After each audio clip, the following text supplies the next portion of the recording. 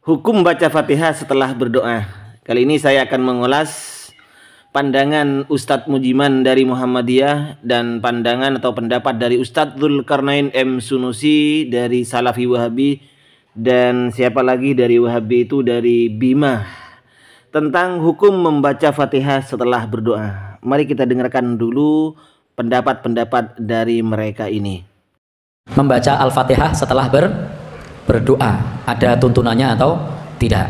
Ini karena pertanyaannya ada tuntunannya atau tidak, maka saya jawab tidak ada. Jadi tidak ada tuntunan membaca Al-Fatihah setelah berdoa. Membaca Al-Fatihah setelah setiap berdoa, wala tidak ada tuntunan dari Nabi SAW bahwa setiap berdoa harus tutup dengan apa? Al-Fatihah. Tidak ada dalil khusus. Tidak ada dalil khusus dalam perkara itu. Dalam perkara itu. Itu setiap doa Al-Fatihah. Setiap doa Al-Fatihah. Itu nggak ada dalil. Pertanyaan berikutnya Ustaz dari hamba Allah di Jakarta. Sebelum mengenal sunnah, saya sering mendengar surah Al-Fatihah dibaca di berbagai kegiatan atau acara, doa sebagai awal ataupun penutup, bahkan setelah sholat. Adakah dalil penggunaan Al-Fatihah digunakan pada saat bagaimana? Karena setelah mendengar ceramah, saya jarang mendengar penggunaan Al-Fatihah.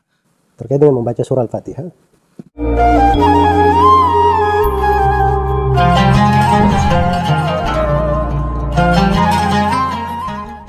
Assalamualaikum warahmatullahi wabarakatuh. Alhamdulillahi alal in'am wa syukru lahu alal ilham.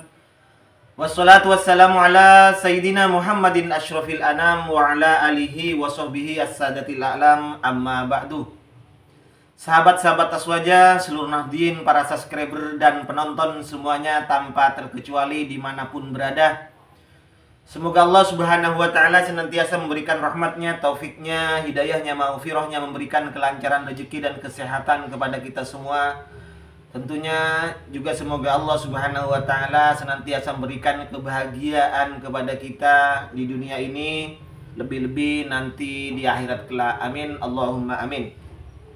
Ustadz Mujiman dan juga Ustadz siapa yang satunya dari Bima itu dari Salafi Wahabi juga, mereka menurut saya terlalu terpaku terhadap contoh, terpaku terhadap apa yang dicontohkan oleh Nabi, sehingga yang tidak dicontohkan oleh Nabi menurut mereka semuanya adalah bid'ah, semuanya tidak ada tuntunannya. Kalau tidak ada tuntunannya tentunya tidak boleh dikerjakan karena itu adalah bid'ah.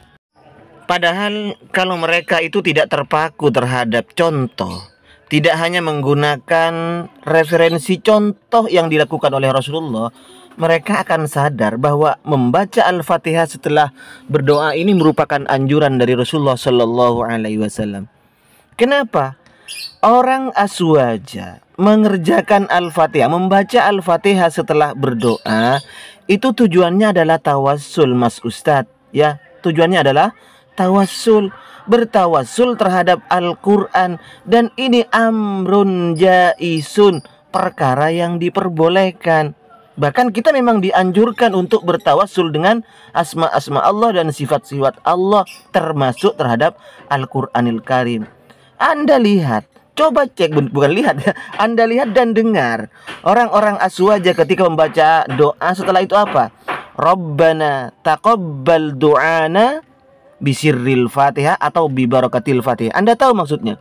Ya Allah, terimalah doaku bisirril Fatihah, dengan rahasia-rahasia surat Al-Fatihah atau barokahnya surat Al-Quran. Itu namanya tawassul.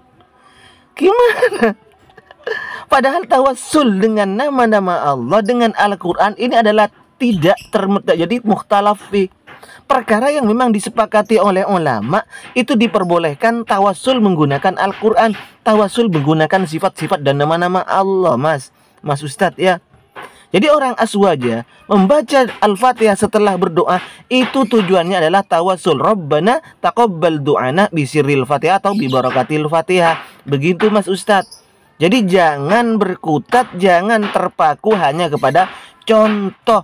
Karena yang dijadikan istimbat hukum bagi kita orang Islam itu bukan hanya contoh, bukan hanya fi'lun Nabi, tapi perkataan Nabi dan juga takrir Nabi. Begitu Mas Ustadz.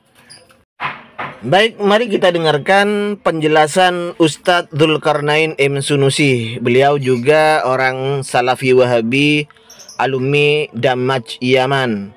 muridnya Syekh Mukbil. Beliau ditanya tentang membaca hukum membaca surat Al-Fatihah, pembukaan acara, penutup acara, atau memulai doa setelah doa.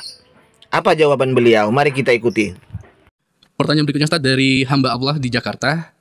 Sebelum mengenal sunnah, saya sering mendengar surah Al-Fatihah dibaca di berbagai kegiatan atau acara, doa sebagai awal ataupun penutup, bahkan setelah sholat. Adakah dalil penggunaan Al-Fatihah digunakan pada saat bagaimana? Karena setelah mendengar ceramah, saya jarang mendengar penggunaan Al-Fatihah. Terkait dengan membaca surah Al-Fatihah, memulai dari sebuah kegiatan yang membaca surah Al-Fatihah, ditutup dengan membaca surah Al-Fatihah. Ya, kalau dia melakukan hal tersebut karena itu bagian dari Al-Quran, dia membacanya misalnya, maka itu nggak ada masalah ya. Ya boleh seorang itu di awal kajian membaca dari ayat-ayat Al-Quran, diperdengarkan, dilantunkan dari ayat-ayat untuk diambil hikmah dan pelajaran. Sebagaimana boleh di akhir dari suatu pengajian ditutup dengan bacaan Al-Quran untuk diambil hikmah dan pelajaran. Tapi umumnya di akhir dari pengajian itu biasanya ditutup dengan doa. Ya, itu berjalan di dalam hadits Nabi SAW dan disebutkan dari adab dan etika dalam majelis oleh beberapa ulama di pembahasan seputar ilmu. Ya. Baik, mari kita sekarang ikuti penjelasan atau fatwa dari Syekh Soleh Al-Munajjid. Beliau seorang ulama di Saudi Arabia. Hukum tawassul bil Quran wal malaikati wal anbiya. Hukum bertawassul dengan Al-Quran. Yang kita bahas sekarang hukum tawassulnya dengan Al-Quran. Jawaban beliau, awrada as-sa'ilu anwa'an minat tawassuli yumkinu taqsimaha ila arba'ati anwa'in. Penanya mengutarakan pertanyaannya yang kita bagi menjadi 4 macam. Yang pertama, awwaluha at-tawassulu bil Quran, dan ini yang akan kita bahas saja ya. Fa'ammal awwalu, yakni bertawassul dengan Al-Quran. Kita tahu bahwa Al-Fatihah itu Al-Quran ya. Al-Fatihah itu adalah suratun minal Quran, termasuk surat dalam Al-Quran. Fa'ammal awwalu fa inna su'alad da'i rabbahu bil Qur'an jaizun. Tawassul yang pertama yakni tawassul dengan Al-Qur'an. Permohonan seorang yang berdoa terhadap Tuhannya dengan menggunakan tawassul Al-Qur'an itu jaizun, boleh. Li'annahu min babit tawassuli ilallahi bi sifatin min sifatih. Karena itu termasuk bab tawassul terhadap Allah Subhanahu wa taala dengan menggunakan sifat dari sifat-sifatnya Allah. Wat tawassulu ila Allah bi sifatin min sifati amrun jaizun ja'at bihi syari'atu. Tawassul terhadap Allah Subhanahu wa taala dengan menggunakan sifat dari sifat-sifatnya Allah Subhanahu wa taala ini adalah amrun jaizun ja'at bihi syari'ah. Yang mana ini memang disyariatkan, artinya ja'at bihi syariah. Syariat memang datang untuk memperbolehkan tawassul dengan menggunakan Al-Quran itu, Mas Ustadz ya.